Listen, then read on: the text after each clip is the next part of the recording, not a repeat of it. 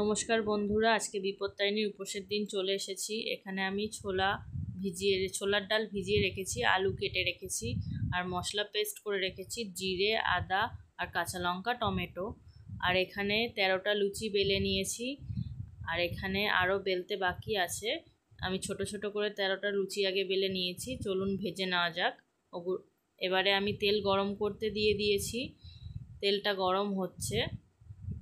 13টা লুচি ছোট ছোট করে বেলে নিয়েছি, আর ওগুলো বড় বড় আছে। 13টা লুচি আমি খাবো। বিপত্তারিণী উপোসের দিন 13টা লুচি খেতে হয়। এবারে তেলটা দেখি গরম হয়েছে নাকি, হালকা একটু বাকি আছে। তেলটা একটু নেড়ে দিই।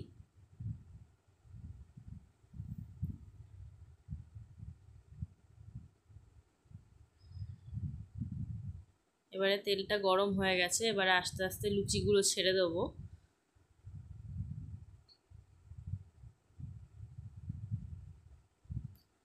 প্রথম লুচিটা ছেড়ে দিলাম, দেখুন ভালোভাবে তেলটা গরম হয়ে গেছে। লুচিটা এবারে ফুলে উঠছে আস্তে আস্তে। এইভাবে সব কটা লুচি আস্তে আস্তে ভেজে নেব। দু পিটি লাল লাল করে ভেজে নেব। এবার লুচিটা তুলে নিলাম। পরের লুচিটাও ছেড়ে দেবো।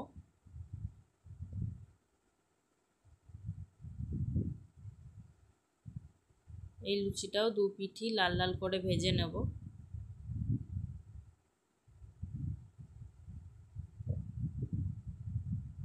এখানে আমি ডাল আর আলুটা সিদ্ধ করতে বসিয়ে দিয়েছি, প্রেসারে সিটি মেরে নেব। আর এক পাশে লুচিটা ভেজে নিচ্ছি। ডালটা সিদ্ধ হয়ে গেলে তারপরে ডালটা ফোড়ন দেবো। এই লুচিটাও হয়ে গেছে, এবারে তুলে নিলাম। এবার এইভাবে এক এক করে সব কটা লুচি ভেজে নেব। তারপরে বন্ধুরা আপনাদেরকে দেখাচ্ছি রেসিপিটা।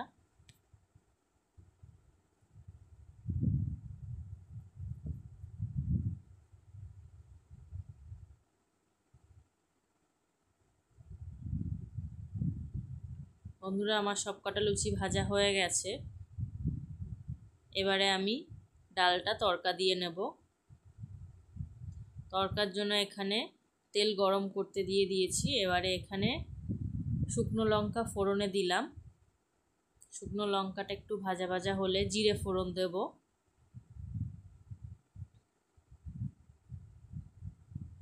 এবারে জিরেটাও দিয়ে দিলাম। এবারে এই দুটো একটু ভাজা ভাজা হলে এবারে আমি পেস্ট করা মশলাটা ঢেলে দেবো। মশলাটা ভাজা ভাজা হয়ে গেছে, ফোড়নটা ভাজা ভাজা হয়ে গেছে। এবারে মশলাটা আমি ঢেলে দেবো। এই যে মশলাটা আমি পেস্ট করে রেখেছি, এবারে এটা ঢেলে দেবো। এবারে এই মশলাটাকে ভালো করে কষিয়ে নিতে হবে। এর মধ্যে আমি এবারে হলুদ আর নুন দিয়ে দেব। তারপরে মশলাটা ভালোভাবে কষাতে হবে।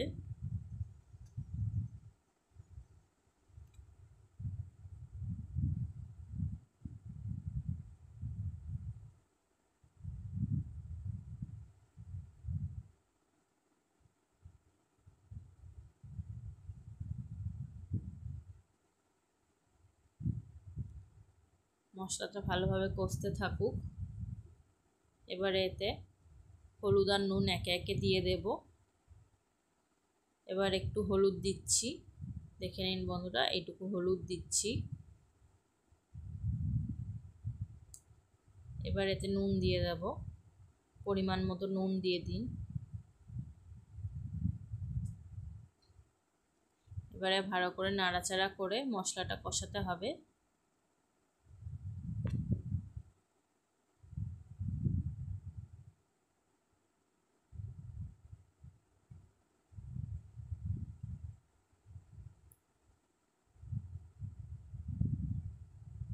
এবারে একটু জল দিয়ে দেব।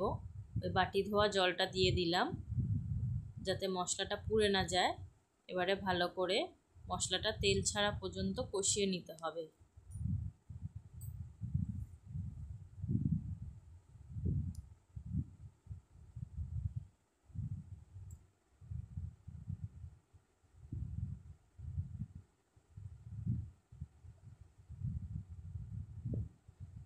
এবারে মশলাটা তেল ছেড়ে আসলে আমরা সিদ্ধ ডালটা ঢেলে দেবো। আলু আর ডালটা যে সিদ্ধ করে রেখেছিলাম প্রেসারে সিটি মেরে, সেটা ঢেলে দেবো এর মধ্যে। আরও ভালো করে নাড়িয়ে নিলাম। এবারে মশলাটা তেল ছেড়ে গেছে, এবারে ডাল সিদ্ধটা ঢেলে দেবো। এই যে ডালটা আমি সিদ্ধ করে রেখেছিলাম আগে থেকে, এটা ঢেলে দিলাম। এবারে ভালো করে নাড়াচাড়া করে নিতে হবে যাতে মশলাটা ভালোভাবে মিশে যায় ডাল আর আলুর সাথে।